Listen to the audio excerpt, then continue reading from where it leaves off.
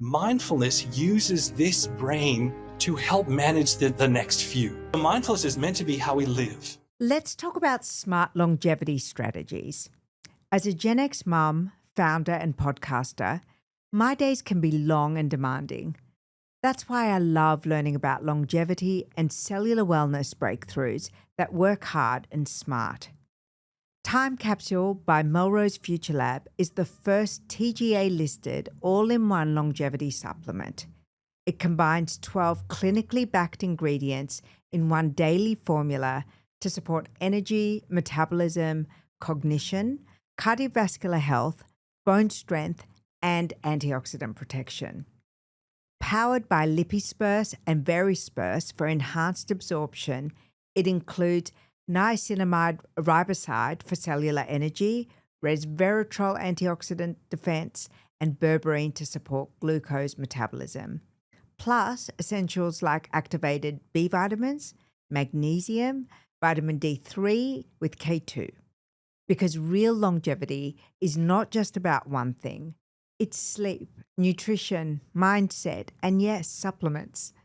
It's about everything working together. Time Capsule makes it simple. We talk about the epigenetics, and as you say, very often in the deleterious, the concentration camp study, and then their grandkids had larger stress centers, etc. But neuroplasticity is value neutral. It can go in any direction. So you're right.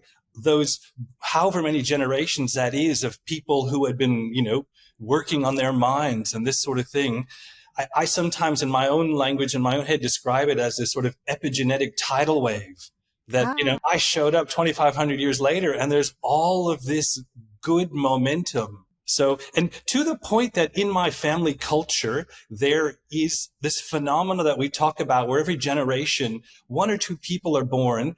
And the older people, the ones who are deep in the practice, kind of spot them and say, you're destined for the practice. You're destined. And I was back home visiting India about 5 years old. And an uncle of mine, probably my main teacher, we were talking and he told my dad, okay, you got to start him on this practice because he's one of us. In retrospect, without a doubt, yes. But at the time, I'm a kid growing up in the 70s and 80s in Southern California. And that's my focus. And what the practice looked like, we did it, quote unquote, religiously. Dad would wake me up usually around 4:30 in the morning to 6:30 was our practice time. But in some way, it was kind of like, that was that. And then there was life. And I'm sure it was. I get that. And it was also combined with being an immigrant family. My parents came over when they were 20 something to do their graduate degrees in California. So it was a brand new world for them. So, they call them third culture kids. You're not quite that culture. You're not that one. You're in this. It's so true. I had the exact same experience. Yeah. So it's a whole new thing. So you don't quite know what to make of that. And in fact, I was often translating modern Southern California for my parents. As you're talking about this philosophy and this methodology, rather, I'm thinking about, the saying that your body is your instrument, and that, as you finally tune different aspects of your physiology, your mind, your breath, which is your life force, you really can make changes, not only to the situation that you find yourself in, but also the situations you propel yourself into. I have a special ageless listener offer. Ready to simplify your longevity stack? Our season 11 sponsor, Melrose Future Lab, is offering ageless listeners 40% off your first Time Capsule order. Just use the code AGELESS at checkout. T's and C's apply. Offered valid on one-time purchases of Time Capsule. Only available now at melrosefuturelab.com.au. So I like to think, again, this is all in retrospect, but I grew up with three big forces. I guess there was this meditation practice I did since I was a kid, and that was my dad. Then mom was a musician.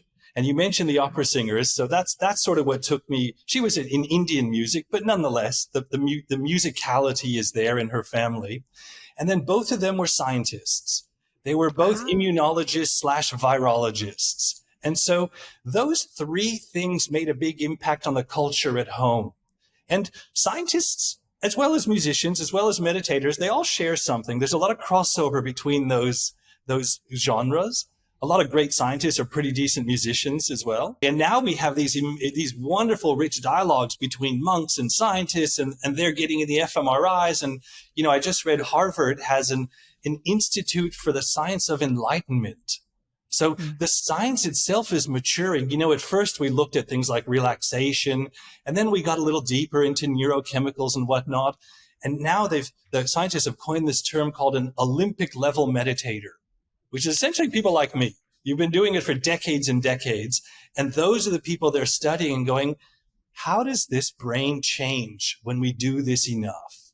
So there's this wonderful dialogue. But to swing back around to your question, at that early time, it was this private understanding. But I thought, this is important. Can you talk to us about, what you teach as the modern monk to corporates, to individuals about mindfulness and how to bring it into every day? But essentially what I do is I think that the world out there, whether it's corporates or individuals or kids or adults, it doesn't matter. The world out there is so engaging, and there's a whole bunch of powers behind it to make it even more grabbing us.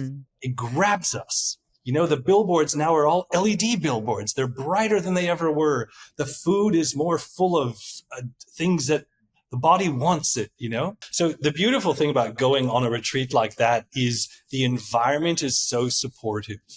Yes, But the so actual true. environment, yeah, exactly. You're already set up to win. If we spent more time with our tree ancestors and our cloud ancestors and whatnot, we would learn something by being next to them. And so that's what's happening there, as well as all the other, nicenesses and the food and all that kind of stuff helps support it. But I think it's really when people start to get a taste of what they are.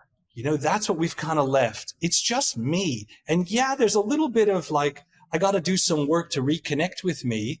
Now, let's go back to the four brains, because I find this really fascinating. I'd love for you to share more insight on that. Yeah, I'd love to. Can I just show a little hand model real quick? Please. So this is a little. My hand is up here right now, and it's a model of the brain. It's not mine. I've taken it. I think I first heard it from Dan Siegel at UCLA. And so this forearm is a spinal cord, and we got four brains that evolved from ancient to newest. The oldest one, the heel of my hand, is our reptile brain, and it runs our body, keeps us alive. Mindfulness uses this brain to help manage the next few, because the next few are out of control. This one, though, is a reliable, stable workhorse. Exactly. Yeah. And so then the next brain above, my thumb tucks in, is limbic system, mammals, emotions, or scent, as we talked about earlier, the smell. And so a little bit newer, when we look at a brain, we're seeing this now called the cortex, primate brain, but I call it the monkey mind. This is our thinking. Of course, I'm simplifying, but we got to simplify to talk about it. This is our thinking mind. This is Descartes saying, I think, therefore I am. And so even with those traditional ones, yoga, breathwork, meditation, I think I come at it a little bit differently, more accessibly maybe. But I also like inventing practices. Like a jazz musician, when you get really good, you just start improvising. And so one that I think has been a real popular one with new people is I invented one I call winefulness. Oh, right? As in we wine. can get behind this. Oh, yeah, exactly. Let's put this out in the world. And so, if you go to a wine tasting event, it's a tremendously mindful experience, right? The quality of attention you're paying. Yes. And so, you smell it, you look at it, you taste it carefully and all that sort of thing. So, and then you can identify, it's almost like fragrance as well. Like when you're mindfully experiencing, you identify the notes. That's it. Yeah.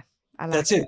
And one of the signs that I talk about how you know when you've engaged in something with your attention is that where you started and where you go changes in the resolution. You're listening to the highlights edit of a longer episode. If you enjoyed this clip, be sure to download and listen to the full episode.